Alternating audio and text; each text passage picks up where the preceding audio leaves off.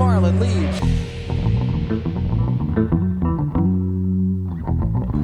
But, oh, he can't do that. Down, makes contact with Connor Hall.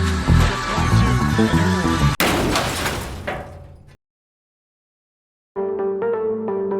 Teams spend hours building cars in the shop. They bring them to the track and use them to chase their dreams. But when that car is no longer needed, what happens to it?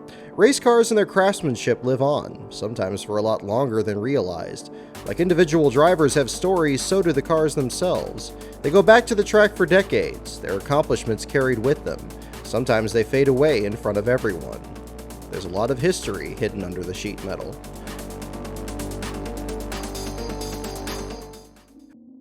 A few months ago, we featured the history of the car that Sterling Marlin allegedly drove in the 2002 Daytona 500, chassis CGR005. We ended that video on uncertain terms. We thought it went out to Chad Bryant Motorsports. As it turned out, that info was wrong. But fortunately, the story ends even better. We recently learned the identity of the team that currently owns 005, and we're thrilled to hear it's still racing in Arca in 2021. The confusion on this chassis highlights the trouble in researching old race cars.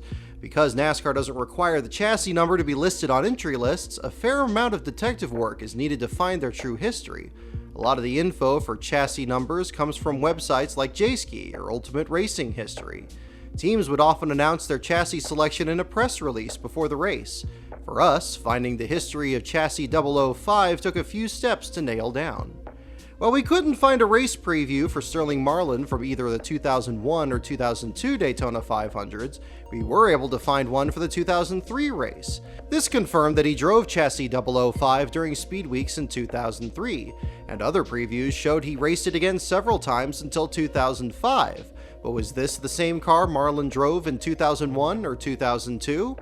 While UltimateRacingHistory.com said Sterling drove 005 going all the way back to April of 2000, we couldn't verify that ourselves, and that created some doubt over its history.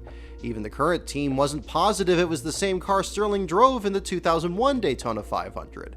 It was rumored he drove a different car in 2001, one that was destroyed after the race because of the bad history associated with the last lap. The end. Whoa! Look at Earnhardt. Sterling got into Earnhardt. Dale is doing everything he can to keep Sterling behind him because Dale knows that Sterling's got a fast car. We needed to find a connection between chassis 005, that we knew was driven in 2003, and any reference that it was raced in the years before. That came in the form of an interview Sterling did during Speed Weeks 2003. In it, he says that the car was, quote, the same car we ran in all the Speedway races since 2001. Looking for a further connection, we found an interview from April 2001 where Sterling said he drove the same car in the Daytona 500 and the Talladega 500. While there wasn't a specific chassis number listed, that's the kind of small evidence in a car's lineage that implies 005 is most likely the same car that Sterling drove between 2001 and 2005. But once cars get sold to Arca teams, it is even harder to follow, and you have to rely on references that might not always be true. In the last video, we mentioned that Marlin raced 005 until 2005, when Chip Ganassi Racing sold it to an Arca team. We thought it was Cunningham Motorsports, but as our source told us, it actually went to Matt Hagan's Racing. When Hagan shut down his team at the end of 2007, the car was bought by Canadian racer Rette Jones. The car then spent some time as his backup car, before it became the team's primary around 2010. In 2014, the car was converted from a Dodge Charger to a Toyota Camry.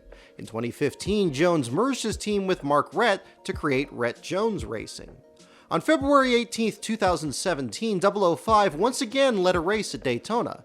Rette Jones led 25 laps in the Arca 200 and was running second when a crash brought out the red flag with 6 to go. A sudden rainstorm moved in and the race never restarted. They finished in second place. When Arca switched from steel to composite bodies in 2018, Rette Jones Racing converted the car from a Toyota to a Ford Fusion. The old Toyota body was cut off and is currently at the Fort, a restaurant and fun center owned by Jones in Ontario, just over the border from Detroit.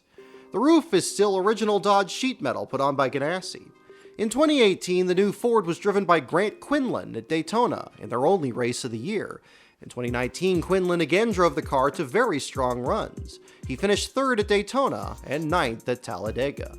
For 2020, it was driven by Dominique van Wieringen and posted the fastest speed in winter testing.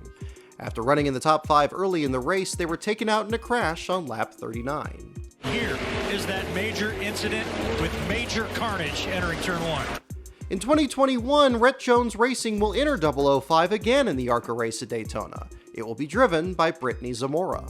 In a picture provided of the chassis number on the roll cage, we can learn more of 005's history. LRP signifies that it was built by Laughlin Racing Products, a shop that built chassis for most race teams in the 80s and 90s before teams started building their own. The 10-99 signifies that it was built in October of 1999. This implies that Chip Ganassi Racing was ordering their first cars long before they officially announced that they were buying Felix Sabata's team in the summer of 2000. So here we are in February 2021, where a 21-year-old driver will race a 21-year-old car.